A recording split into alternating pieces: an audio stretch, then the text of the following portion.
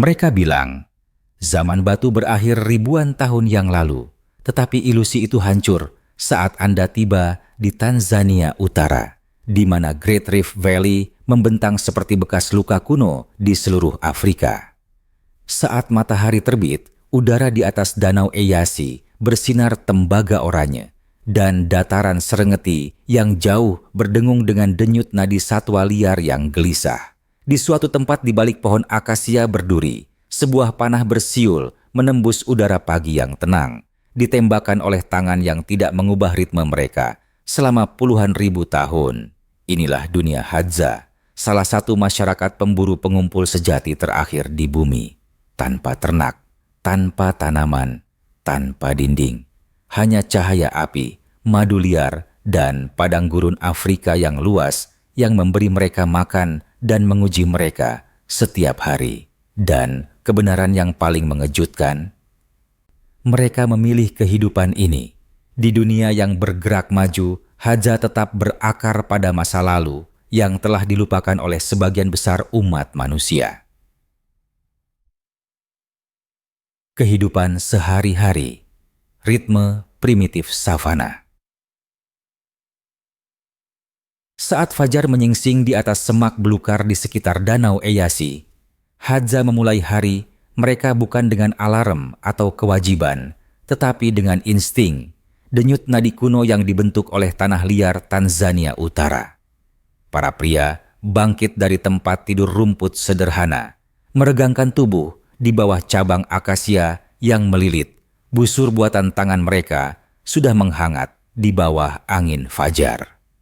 Tidak ada kawanan yang harus diatur, tidak ada tanaman yang menuntut perhatian, tidak ada tugas yang ditentukan oleh waktu. Hari dimulai dengan satu pertanyaan yang dibisikkan oleh tanah itu sendiri. Apa yang akan kita temukan hari ini? Sementara para pria berkumpul untuk memilih pengejaran mereka, jejak impala, burung-burung yang berdesir di kanopi, atau janji manis madu liar, para wanita menyelinap ke semak-semak dengan keyakinan tenang.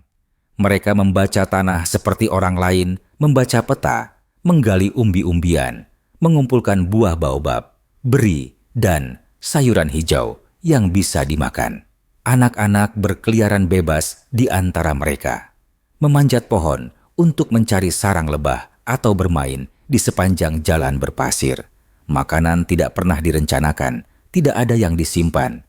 Hadza hanya mengambil apa yang ditawarkan saat itu, hidup dalam siklus pengembalian langsung yang terasa sangat ringan dibandingkan dengan laju dunia modern yang penuh beban.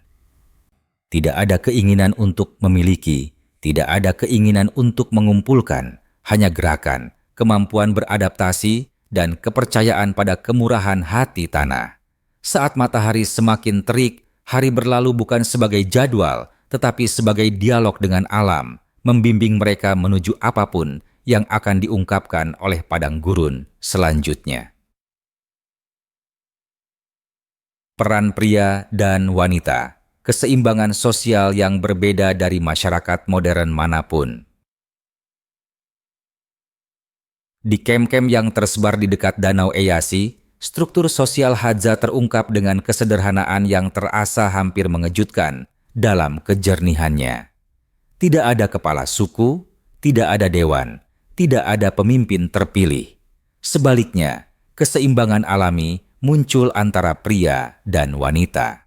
Keseimbangan yang dibentuk bukan oleh aturan, tetapi oleh kelangsungan hidup.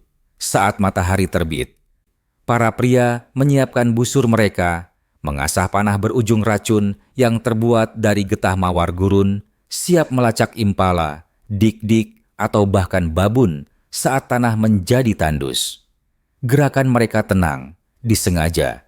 Setiap langkah menggemakan garis keturunan pemburu yang membentang puluhan ribu tahun. Sementara itu, para wanita membawa keranjang anyaman dan tongkat penggali kayu menuju semak belukar dengan ketepatan yang luar biasa. Mereka tahu umbi mana yang tersembunyi jauh di bawah tanah, beri mana yang matang di musim mana, di mana buah baobab jatuh setelah malam berangin. Hasil panen mereka menyediakan sebagian besar kalori harian suku, kebenaran yang membalik stereotip modern pemburu sebagai penyedia sepenuhnya. Anak-anak berkeliling di antara kedua dunia, mempelajari keterampilan melalui imitasi daripada instruksi, menyerap pengetahuan seperti bumi menyerap hujan. Keputusan dalam masyarakat Hadza dibuat melalui konsensus. Tidak ada yang memerintah, tidak ada yang mematuhi. Ini adalah dunia di mana kerjasama menggantikan hierarki, di mana peran gender membagi upaya tetapi tidak pernah nilai. Dan keseimbangan yang tenang dan fungsional ini sangat langka dalam sistem modern, telah memungkinkan Hadza untuk berkembang di lingkungan yang menuntut kekuatan dan persatuan. Lingkungan yang keras, pertempuran harian dengan alam liar. Di seluruh dataran luas dan semak belukar berbatu di Tanzania Utara, Hadza hidup di lingkungan yang terasa menakjubkan, sekaligus tak kenal ampun, tempat di mana keindahan dan bahaya selalu terjalin. Menjelang tengah hari, panas di sekitar Danau Eyasi berkilauan seperti kaca cair, naik dari tanah kering dalam gelombang yang mengaburkan cakrawala. Selama musim kemarau yang panjang, lubang air menyusut menjadi cekungan berlumpur dan hewan-hewan menjadi putus asa, berkumpul dalam keheningan tegang di mana predator mengintai di dekatnya. Bagi Hadza, lanskap ini bukan hanya rumah, ini adalah ujian yang konstan. Malam membawa jenis tantangan yang berbeda. Saat kegelapan menyelimuti Great Rift Valley, panggilan hiena bergema seperti tawa yang pecah, singa berkeliaran di pinggir kem, dan macan tutul mengawasi dengan diam-diam dari cabang akasia. Hadza membuat api kecil, bukan untuk memasak. Seringkali daging mereka dimakan sesaat setelah berburu, tetapi untuk menjauhkan predator. Namun, yang paling mengejutkan orang luar bukanlah bahayanya, melainkan kepercayaan diri Hadza dalam menghadapinya. Mereka tahu setiap punggung bukit, setiap jejak hewan, setiap perubahan halus pada angin. Mereka membaca tanah seperti orang lain membaca layar, merasakan badai jauh sebelum awan terbentuk, dan memprediksi migrasi dari suara derap kaki yang jauh. Lingkungan ini akan membuat sebagian besar orang kewalahan, tetapi bagi Hadza, ini adalah mitra hidup, menuntut, tidak dapat diprediksi, dan sangat dihormati. Dan seiring perubahan musim, itu membentuk kembali setiap aspek kehidupan mereka, mendorong mereka untuk beradaptasi dengan ketahanan yang sama yang diandalkan nenek moyang mereka selama ribuan tahun. Bahasa klik kuno, gema dari suara awal manusia. Saat Anda duduk di samping api Hadza di bawah langit malam Tanzania yang luas, hal pertama yang memikat Anda bukanlah percikan api yang naik ke kegelapan, tetapi suara ucapan mereka. Bahasa mereka, Hadzan, adalah peninggalan hidup, dipenuhi dengan klik tajam, letupan, dan nada ritmis yang tampaknya bergema langsung dari ingatan awal manusia. Suara-suara naik dan turun seperti kicauan burung, menenun pola yang sulit diuraikan oleh orang luar, tetapi membawa makna yang tepat di dalam suku. Satu klik mungkin menandakan arah impala yang terluka. Letupan lembut mungkin mengisyaratkan beri tersembunyi di semak-semak. Urutan klik yang cepat bahkan dapat menggoda teman atau menggoda seseorang di seberang api. Hadza tidak menulis bahasa mereka, juga tidak secara formal mengajarkannya.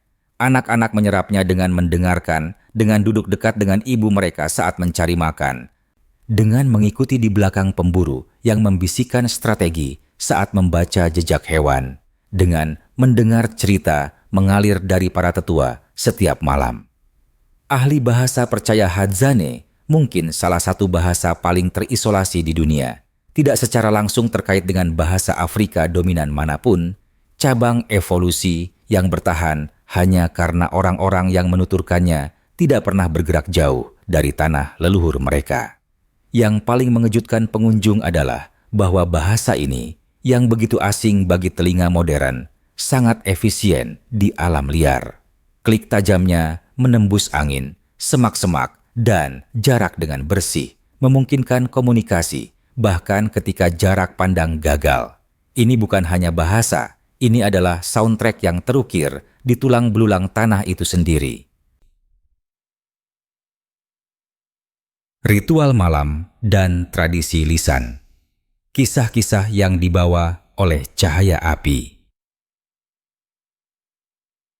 Ketika kegelapan menyelimuti Great Rift Valley dan sabana, mendingin di bawah selimut bintang, suku Hadza berkumpul di sekitar api yang menjadi jantung dunia mereka. Cahayanya berkedip di wajah mereka, memancarkan bayangan panjang yang menari mengikuti irama lagu-lagu kuno, melodi yang melayang ke malam Tanzania seperti bisikan dari leluhur yang terlupakan. Di sini, di bawah langit yang tak tersentuh lampu kota, budaya tidak ditulis, dipahat, atau dilestarikan dalam monumen.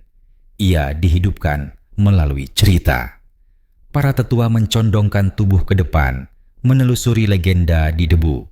Kisah-kisah tentang pertempuran cemburu bulan dengan matahari, tentang hewan penipu yang mengakali pemburu, tentang roh-roh yang hidup di pohon-pohon yang lebih tua dari ingatan itu sendiri. Anak-anak mendengarkan dengan mata terbelalak, menyerap setiap detail, setiap ketukan drum, setiap naik turunnya suara pendongeng.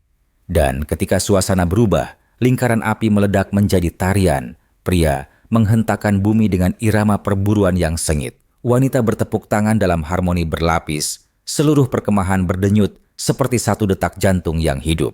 Tidak ada upacara yang menandai kedewasaan atau status. Sebaliknya, identitas terbentuk secara alami melalui partisipasi, melalui tawa bersama, lagu bersama, malam bersama di samping api. Yang paling mengejutkan pengunjung adalah bagaimana tradisi ini bertahan tanpa buku, kuil, atau pemimpin. Api adalah perpustakaan mereka. Langit malam adalah katedral mereka. Dan ingatan yang diwariskan dari satu generasi ke generasi berikutnya adalah satu-satunya arsip yang pernah dibutuhkan suku Hadza. Madu, asap, dan burung misterius yang memandu mereka. Di antara semua keterampilan yang telah dilestarikan suku Hadza, tidak ada yang seindah atau seaneh kemitraan mereka dengan burung liar yang dikenal sebagai pemandu madu besar, Greater Honey Guide. Di hutan kering yang disinari matahari di Tanzania Utara, burung coklat kecil ini mengepak di atas kepala para pencari makan Hadza, memanggil dengan nada berderak yang khas. Bagi orang luar, itu tampak acak.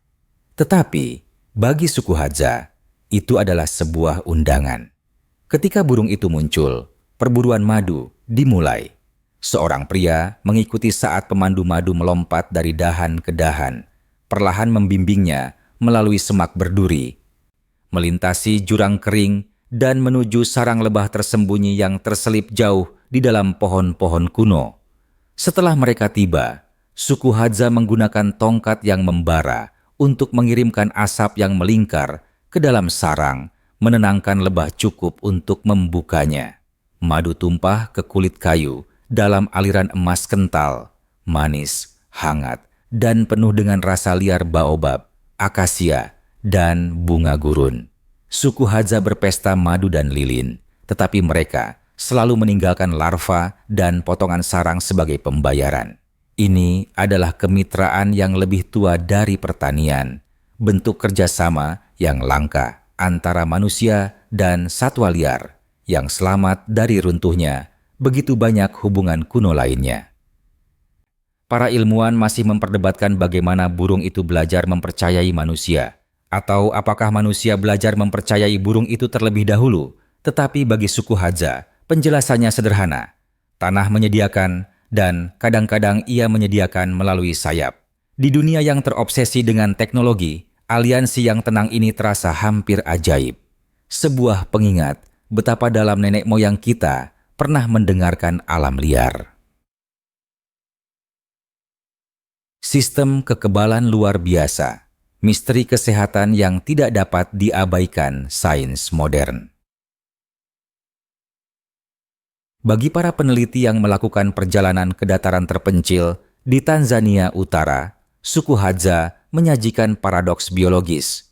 Bagaimana mungkin orang-orang yang hidup dengan paparan konstan terhadap kotoran, hewan liar, air yang tidak diolah, dan cuaca yang keras tetap secara luar biasa bebas dari banyak penyakit modern?